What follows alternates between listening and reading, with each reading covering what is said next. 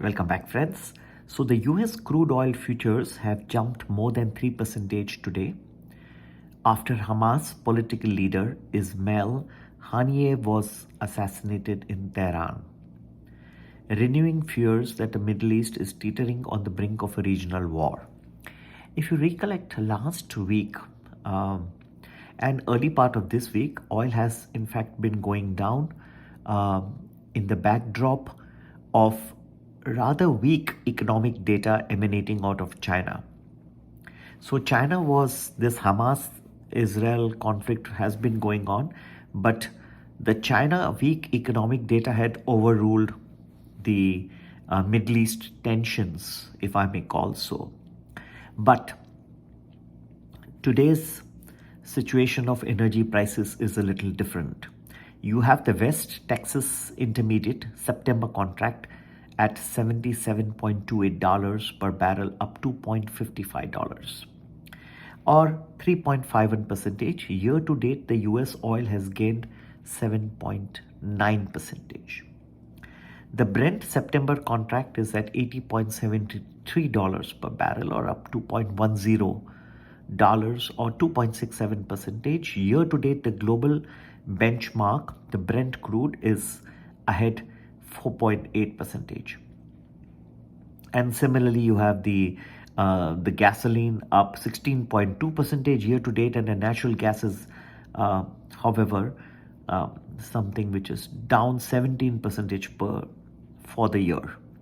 Iran's paramilitary Revolutionary Guard has accused Israel of assassinating Haniyeh at his residence in Tehran, and Iran's supreme leader Ayatollah Ali Khamenei said that it's Iran's duty to punish Israel for this action, and Haniyeh's assassination casts even more uncertainty over a potential Gaza ceasefire deal between Israel and Hamas, because Haniyeh was a senior negotiator in the talks. Oil has gained ground amidst exacerbated hostilities in the oil-rich Middle East region, where Israel has been fighting the Iran-backed Palestinian militant group Hamas since the latter's terror attack in October. Israel's decision to carry out a retaliatory campaign in the Gaza Strip has since broadened the conflict, with Israel trading fire with other Iran-supported factions such as Lebanon's Hezbollah and Yemen's Houthi. Oil markets have so far absorbed the shocks of inching escalations in the Middle East, which were intermittently exacerbated by the trade disruptions caused by the Yemeni maritime attacks and by episodes of direct hostilities between Israel and Iran or the Hezbollah. But the oil traders are probably mispricing the geopolitical risks in the Middle East, with the market left a bit sanguine by an expected disruption of barrels in the wake of Russia's war in Ukraine that never materialized, along with a 10-month simmering war in the Gaza enclave, right?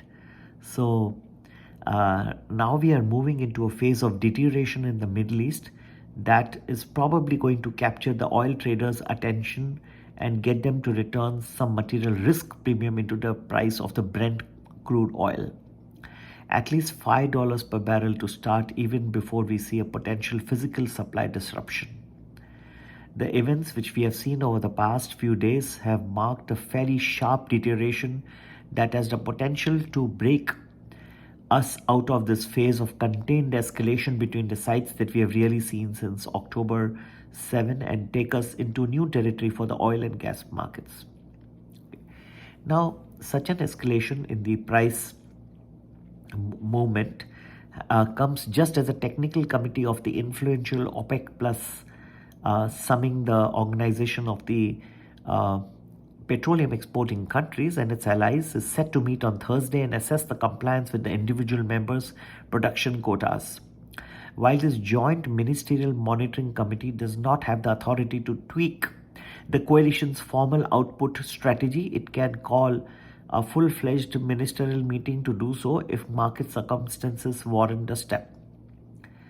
Quota compliance has come under the group's scrutiny with the OPEC Secretariat on July 24 meeting, noting that it had been informed by the OPEC Plus members, Iraq, Kazakhstan, and Russia on their plans to make up the volumes that they had overproduced in the first half of the year with additional output cuts over the course of the period between July 2024 and September 2025.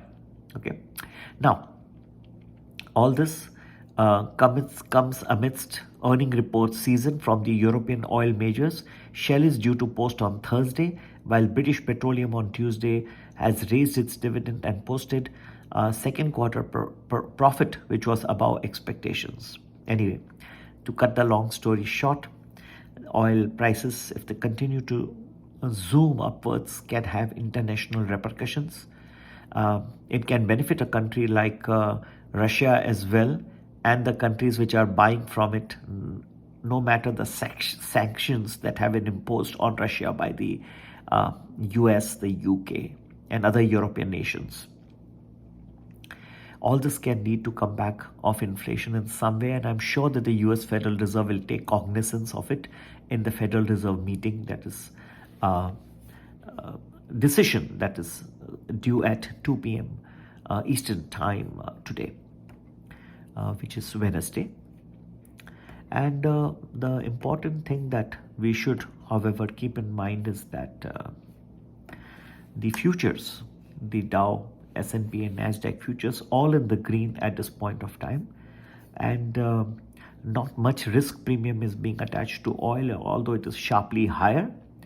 But when it crosses an inflection point, and I believe it is going to cross at some point of time, we will see that the impact of oil will also start getting reflected in the inflation numbers, and therefore may prove to be another headache for the policymakers in the central banks across the world.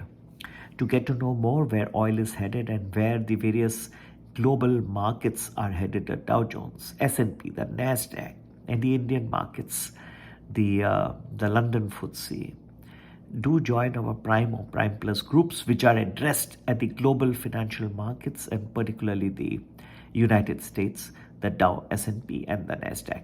You can do that by WhatsApping us on 982-086-1044. Alternatively, you can also email us at globalmoneyinvestor@gmail.com.